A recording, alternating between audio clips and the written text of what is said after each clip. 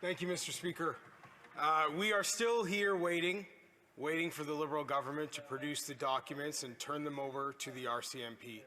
And I know that many of my constituents, many Canadians across this country, are puzzled as to why the Liberals continue to evade any accountability and responsibility in this situation. I'd like to recap why this is so important. The egregious abuse of taxpayer dollars that occurred with the Sustainable Development Technology Canada Fund, which was turned into a slush fund for Liberal elite insiders. Order from the Honourable Parliamentary Secretary. For interrupting, Mr. Speaker, but the RCMP has said repeatedly they have all the documents they need to conduct the investigation.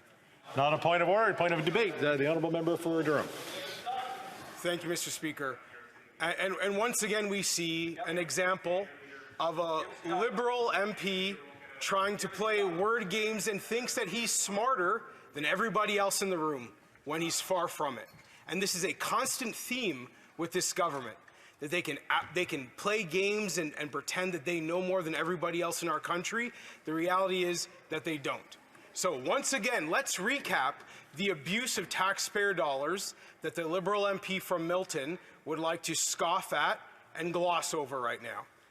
For ineligible projects, $58 million.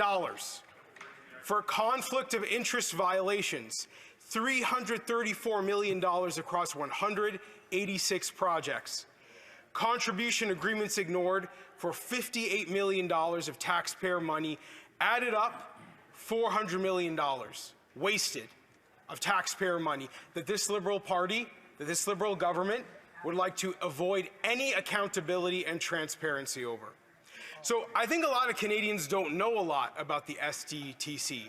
And there are some natural questions to ask about how does an organization backed with so much money from the federal government creep away from its mission and its core responsibility to this extent, that it can give out hundreds of millions of dollars without any accountability and have their mistakes covered for by the current Liberal government.